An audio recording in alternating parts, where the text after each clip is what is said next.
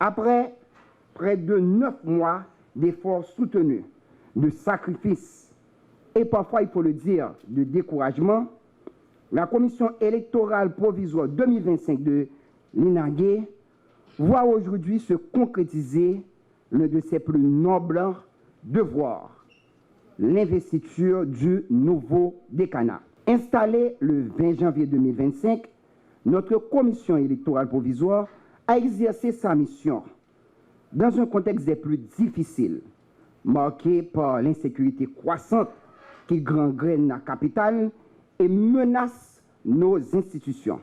Notre parcours n'a pas été un long fleuve tranquille. Le premier tour, organisé le 3 mars 2025, s'est déroulé avec succès. Toutefois, il fut suivi de contestations qui ont ralenti le processus. Par souci de transparence et de respect de la légalité, la Commission a choisi de suspendre temporairement le second tour du 10 avril 2025 afin de permettre à la Commission électorale centrale CEC de se prononcer sur les recours. Puis, le 29 avril 2025, jour où le processus fut bloqué par des circonstances que je préfère ne pas rappeler en détail, sinon pour dire qu'elles ont profondément éprouvé notre patience et notre foi en la raison universitaire. Et c'est ainsi que le 30 septembre 2025, nous avons enfin pu réaliser avec succès le deuxième tour des élections du décanat de l'INAGUE. Oui, il y a eu de mauvais dossiers, de la mauvaise foi et parfois des tentatives de sabotage du processus électoral par certains acteurs. Héraclite disait en grec, et je cite, « Polemos panton pater estin ». Polemos panton pater estin, c'est-à-dire le conflit est père de toutes choses.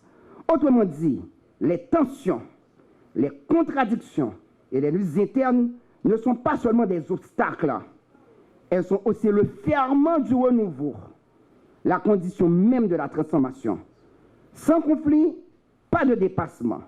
Sans épreuve, pas de maturité institutionnelle. Je ressens à la fois un soulagement profond et une fierté tranquille, celle d'avoir contribué avec mon équipe à préserver l'intégrité et la continuité institutionnelle de l'INAGUE. Messieurs les nouveaux membres du Conseil, messieurs les professeurs, l'administration d'un centre universitaire de l'envergure de l'INAGUE n'est pas une chose aisée.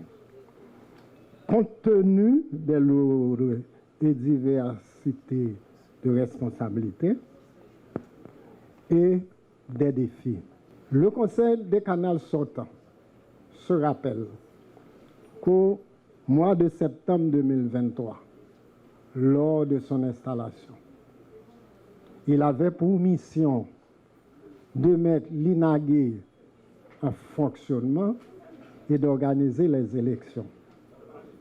Aujourd'hui, c'est la preuve évidente de l'accomplissement, ne serait-ce que la deuxième mission, organiser les élections.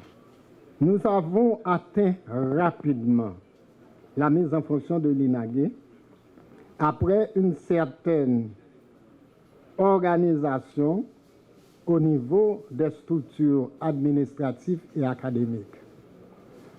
Nous avons repris très vite les sessions perdues. Nous les avons organisées, nous les avons réalisées. Nous avons normalisé l'organisation et la réussite des sessions d'après. Et aujourd'hui, nous sommes en phase de réalisation des examens d'ETRA pour la deuxième session 2024-2025. L'INAGUE est porteur de 2 dossiers en Master 2.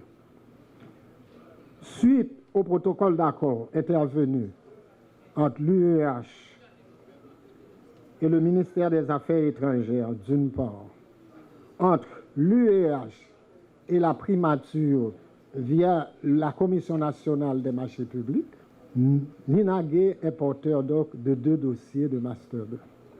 Tous ces résultats, c'est en définitive les résultats de la participation, de la collaboration de tous les professeurs indistinctement, à qui nous n'avons pas les mots pour les remercier compte tenu de leur apport dans tout ce que nous faisons.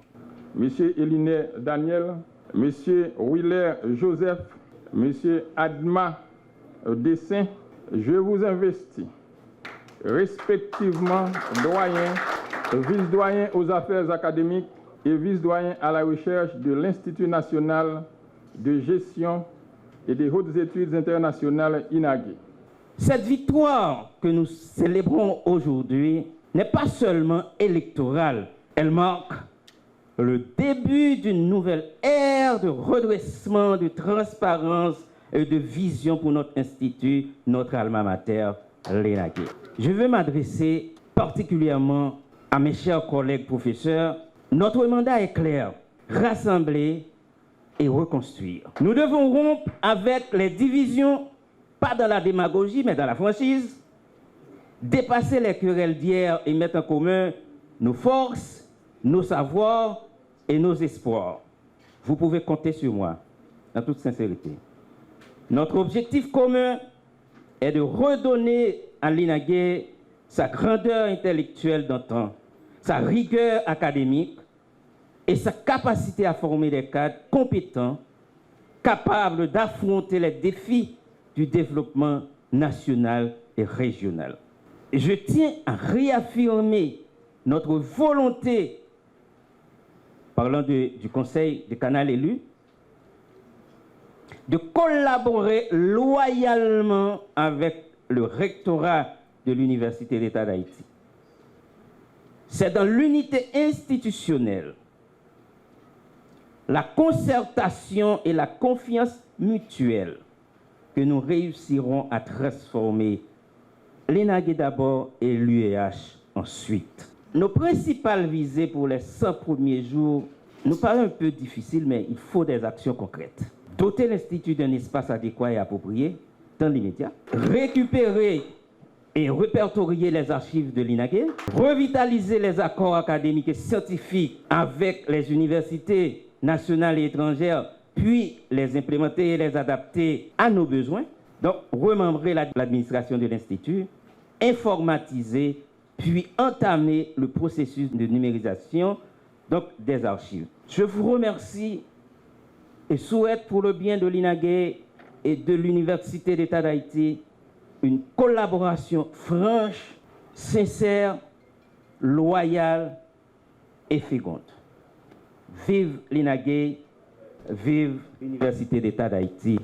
Messieurs le doyen, messieurs les vice-doyens, nouvellement élus et investis, votre accession à la tête de l'INAGE implique que vous avez la lourde responsabilité de la gestion administrative, académique et scientifique efficace, efficiente et performante d'une entité qui a contribué aux plus belles pages de l'histoire de l'Université d'État d'Haïti.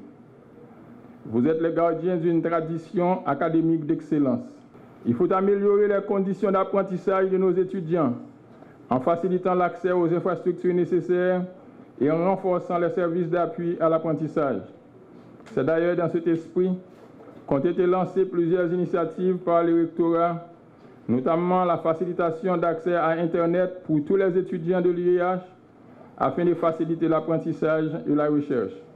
L'INAGE, comme toutes les entités de l'UEH, a besoin de tisser des partenariats stratégiques avec d'autres institutions académiques, avec le secteur public, le secteur privé et les organisations internationales, afin d'offrir à nos étudiants des opportunités de stage, d'échange et d'insertion professionnelle. Monsieur le doyen, messieurs les vice-doyens, votre installation à la tête de l'INAGE aujourd'hui, dans ce contexte de contraintes majeures, exige de vous vision, courage et détermination. Je suis sûr que vous en êtes bien conscient et vous en avez. Je voudrais en profiter pour vous rassurer que vous pouvez compter sur le soutien du rectorat dans cette entreprise. Chers professeurs de l'INAGUI, vous êtes l'âme de cette entité. Votre dévouement, votre passion pour la transmission du savoir et votre engagement dans la recherche sont des piliers sur lesquels repose la qualité de la formation. Je vous demande de collaborer pleinement avec ce nouveau décanat pour élever toujours plus haut le niveau d'excellence de notre institut. Chers étudiants, permettez-moi de vous rappeler que vous êtes la raison d'être de cette institution. Profitez pleinement des opportunités qui vous sont offertes. Exigez la qualité comme d'habitude, mais assumez aussi vos responsabilités. Soyez des acteurs conscients de votre formation, des citoyens engagés et des leaders de demain. L'Université d'État d'Haïti traverse une période spéciale. Nos infrastructures sont détruites. Nos administrations, nos professeurs, nos étudiants et les membres du personnel administratif et technique sont délogés de leur campus. Nous parvenons à rester debout grâce au minimum de structures organisationnelles et fonctionnelles dont nous disposons. Nous avons donc l'impérieuse obligation de renforcer et d'améliorer cette structure.